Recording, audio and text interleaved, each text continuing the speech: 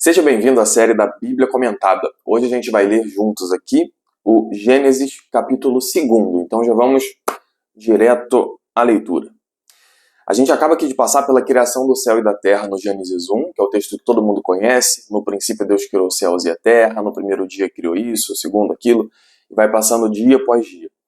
E a gente chega agora na finalização da criação. Eu estou aqui com um computador porque eu emprestei a minha Bíblia física para um amigo, comprei outra, mas está chegando só amanhã. Então já vou fazer aqui lendo a versão católica aqui da Bíblia, a tradução da Ave Maria, online. Gênesis 2. Assim foram acabados os céus, a terra e todo o seu exército.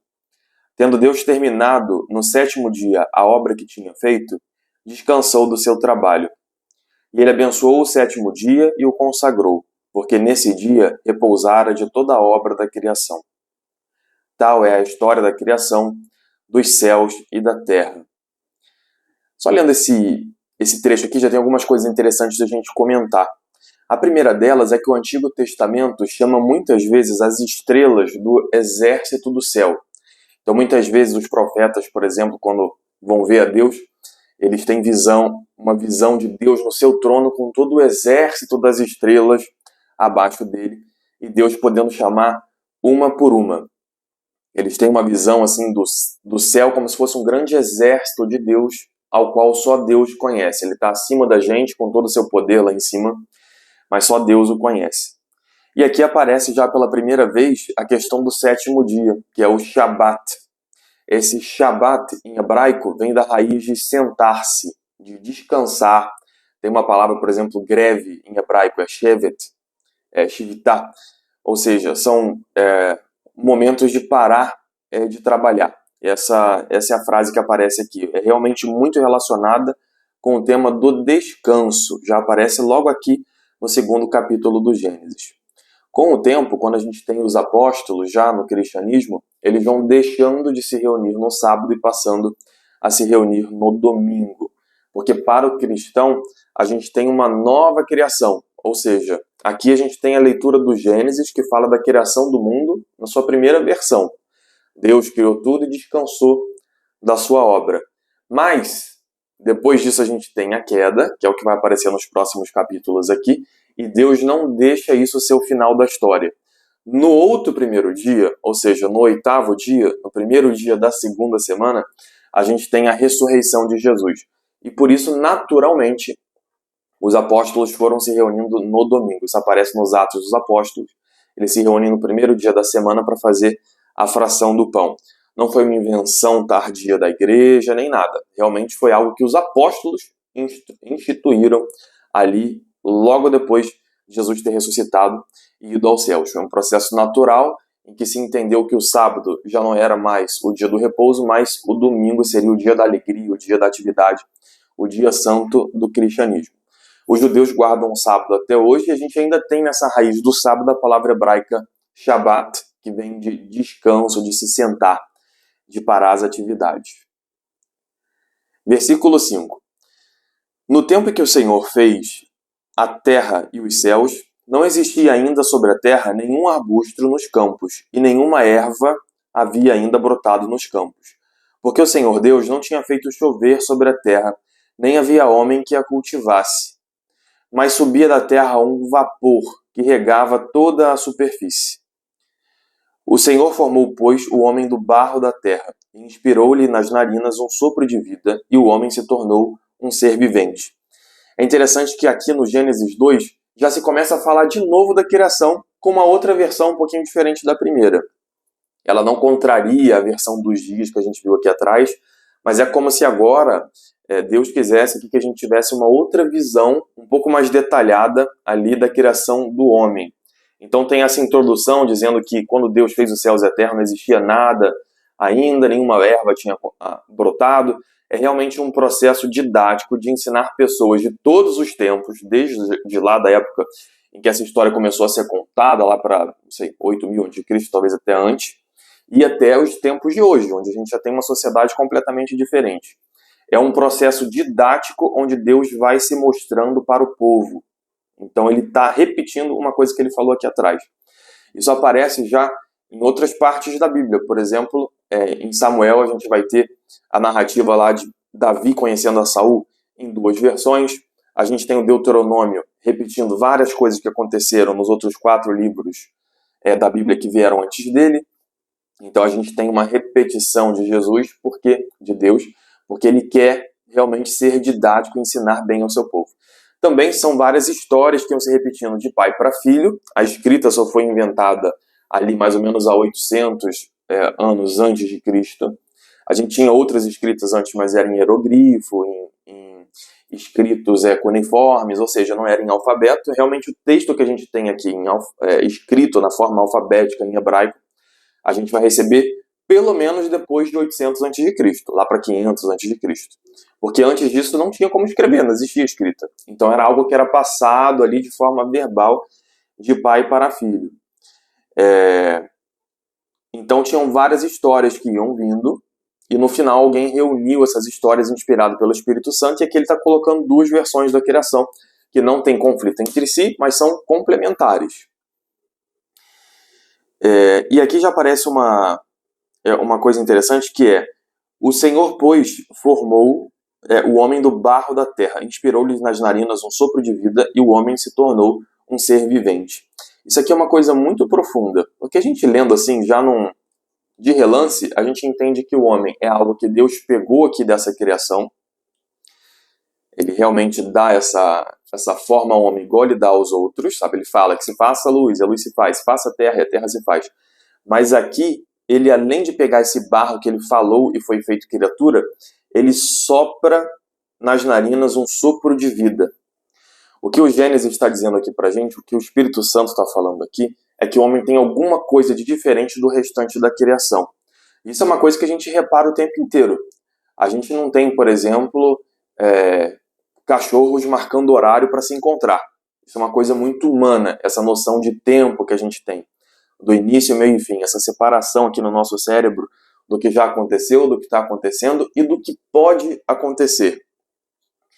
Essa ansiedade, essa visão do significado das coisas, essa identificação de conceitos abstratos, tudo isso mostra que a gente é bem diferente do restante da criação.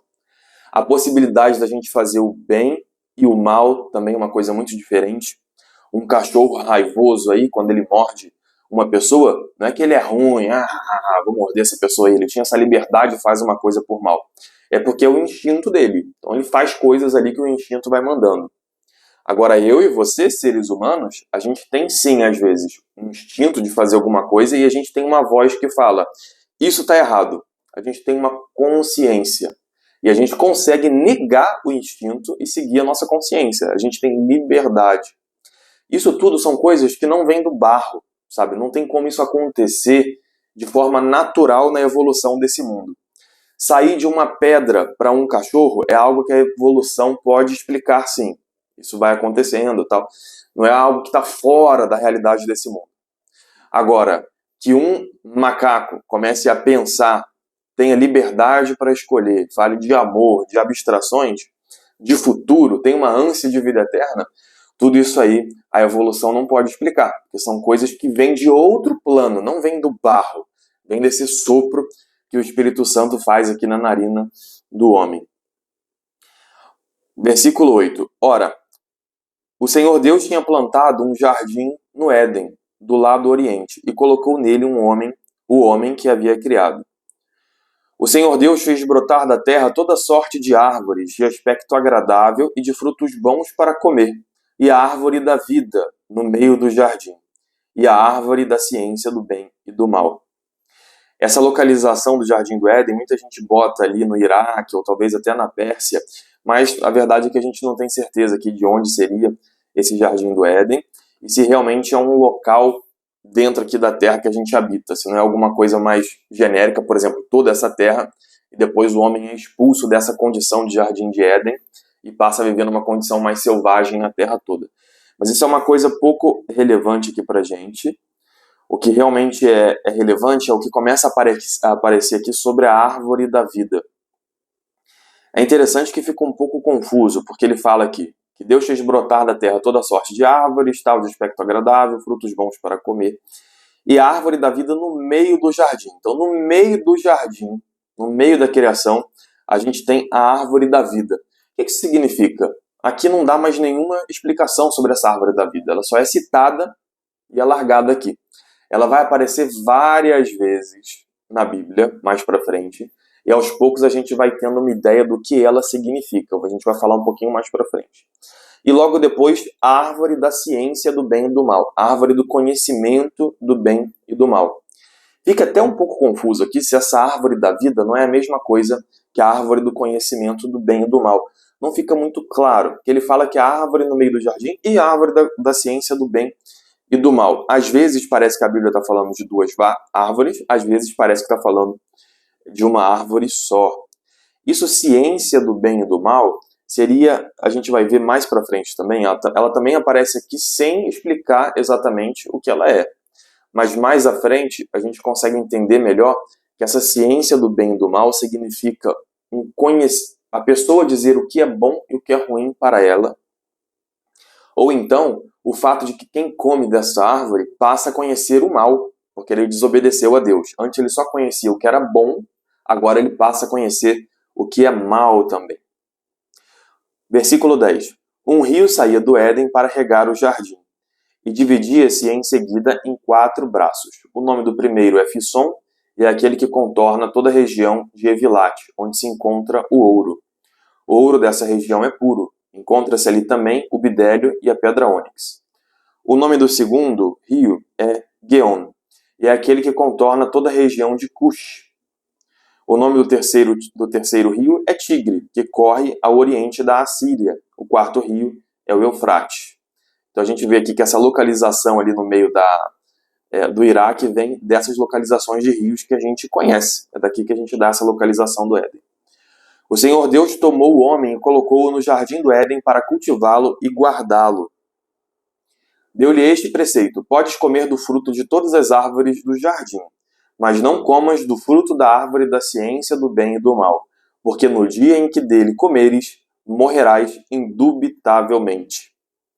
Então Deus bota o homem no meio do jardim, deixa ele comer de tudo, usufruir de tudo que tem na criação, mas lhe dá uma regra, que é não comer da árvore da ciência do bem e do mal. O que ele está dizendo aqui é: eu dou tudo isso aqui para você, eu criei tudo isso e dei para você. O que eu peço é que você tenha só a consciência do bem, ou seja, que você me obedeça. Deus cria todo um castelo bonito para o homem, mas não quer que ele fique preso dentro desse castelo. Ele dá uma opção para o homem de sair. Ele diz: você está aqui dentro, mas eu não te deixei preso aqui. Se você quiser conhecer o mal, você me desobedece e come dessa árvore. É uma válvula de saída aqui. Se o homem quiser, ele não precisa viver com Deus. E o inferno, que é uma realidade que muita gente tenta negar hoje em dia, mas é algo que existe, é justamente o local para onde vão as pessoas que não querem servir a Deus. São pessoas que querem conhecer o mal. Apesar de Deus ter feito esse belo jardim para elas não querem viver ali. Querem ter a sua própria consciência do que é bom e mal e fazer o que para elas parece que é bom, que na verdade é o mal que só consome essa pessoa e é uma coisa terrível para ela, porque toda a origem do bem é Deus, Ele que criou tudo, não tinha nada antes dele. Então, para a gente ter qualquer coisa, qualquer felicidade, a gente precisa estar em sintonia com Deus. E sair de perto dele é realmente uma morte, ou seja, você sai da vida. Deus não vai punir o homem fazendo com que ele deixe de existir. Afinal de contas, ele soprou esse sopro da vida dele dentro do homem. Então o homem é um ser eterno, ou seja, ele não vai deixar de existir. A gente pode até morrer, mas a gente continua existindo, o nosso espírito, e no fim dos tempos a gente vai ter a ressurreição. Para quem for para o céu e para quem for para o inferno também haverá ressurreição. Mas é uma pessoa que vai estar morta, que ela não vai estar realmente vivendo a vida da felicidade que a gente só consegue encontrar em Deus. O Senhor Deus disse: não é bom que o homem esteja só, vou dar-lhe uma ajuda que lhe seja adequada. Tendo, pois, o Senhor formado da terra todos os animais dos campos e todas as aves do céu, levou-os ao homem para ver como ele os havia de chamar. E todo o nome que o homem pôs aos animais vivos, esse é o seu verdadeiro nome. Dar o nome para uma coisa significa você imperar sobre ela. Quando Deus pede aqui que o homem dê nome para os animais, ele está coroando o ser humano como senhor da criação. Isso não quer dizer que o homem vai abusar de toda a criação, destruir tudo, como uma coisa abusiva, alguém que vem de fora. Quando a gente é dono de alguma coisa, não é uma coisa de todo mundo aí solta, a gente toma muito cuidado com ela e tenta ter carinho, fazer com que ela prospere, continua bem. E é isso que Adão tem que fazer aqui. Nós, seres humanos, temos que fazer com o mundo. É diferente de uma coisa que não é de ninguém. Então, geralmente, ninguém cuida porque acha que aquilo ali é de todo mundo, já vai ser destruído mesmo. A gente não dá muita atenção. Mas no caso aqui, Deus deixa o homem dar esse nome porque assim ele é senhor daquela coisa. Quem dá nome é quem é superior àquela outra coisa.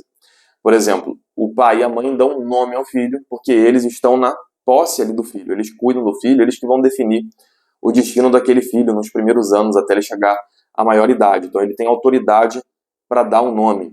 Uma universidade, ela tem autoridade para dar o nome de doutor para uma pessoa que fez os trabalhos ali. A igreja tem autoridade de dar o título de sacerdote para quem ela ministra o sacramento da ordem. E, por exemplo, alguém que faz bullying na escola dá um apelido para o outro porque se sente superior a outro e dono do outro. Então ele consegue dar o nome ali para diminuí-lo, que é um exemplo ruim aqui desse senhorio.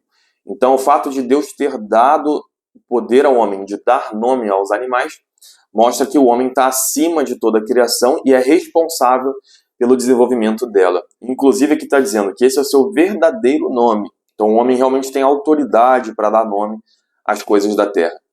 E quando a gente olha em volta, é justamente o que acontece hoje com a criação. A gente consegue dominar a criação, a gente é dono dela. A gente pega, por exemplo, as leis da física, interpreta, a gente começa a trabalhar tudo para que fique mais confortável a nossa vida, ou para que o mundo fique mais belo, melhor. É claro que a gente também usa isso para o mal, mas a gente tem poder de dominar a criação e mudar o mundo. É um poder que só o ser humano tem. Os outros animais, eles se adaptam às circunstâncias. O ser humano não, a gente adapta as circunstâncias à nossa necessidade. Vamos lá? 20. O homem pôs nomes a todos os animais, a todas as aves dos céus e a todos os animais do campo, mas não se achava para ele uma ajuda que lhe fosse adequada. Você vê que Deus aqui atrás viu que o homem estava sozinho e queria dar uma companhia aqui para o homem. Só que ele tem dificuldade aqui, o homem, encontrar alguém que realmente satisfaça o coração dele. Mesmo dando nome a todos os animais, tendo toda a criação, tendo todo esse mundo para usufruir, o homem não ficava completo sozinho. O homem aqui foi feito aqui do barro, Deus soprou nele aqui o sopro da vida. Ele vive com Deus, ele domina sobre a terra. Ele está numa situação maravilhosa no jardim, mas ainda assim Deus vê que ele ainda está sozinho. É da natureza do homem viver com outras pessoas. Aristóteles diz que um ser humano que vivesse sem outros seres humanos, pudesse viver sozinho, ou era menos que um ser humano, ou seja, um monstro, ou era mais que um ser humano, um deus, na visão lá da cultura grega. Porque o ser humano em si é um animal político, no sentido de que a gente precisa ter outra pessoa para a gente ficar completo. É até interessante aqui que Adão está com Deus, mas ainda assim parece que ele não tem uma companhia suficiente. A gente precisa, os seres humanos não foram feitos para viver sozinhos, nem mesmo viverem sozinhos diante de Deus. A gente foi feito para fazer parte de um povo, parte de um grupo social. Nós temos, cada um de nós, essa dignidade de filhos de Deus por si só.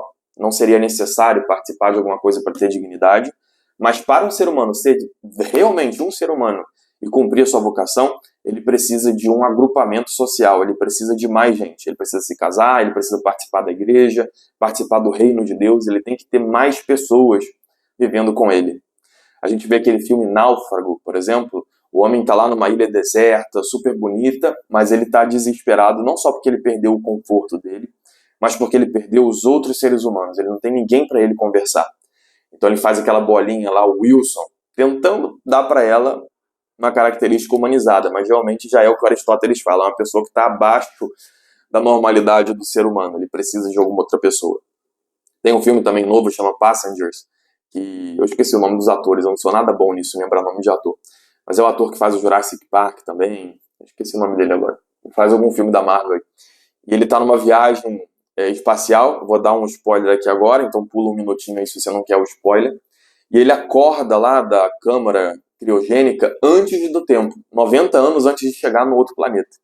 E ele sozinho tem um robozinho ali que ele fica conversando, mas ele não consegue se sentir completo. Então ele vai e acorda uma outra pessoa para ficar com ele. Essa outra pessoa não sabe que foi acordada por isso, mas enfim, toda essa é o trama do filme vem daí. E é muito interessante, um filme bom.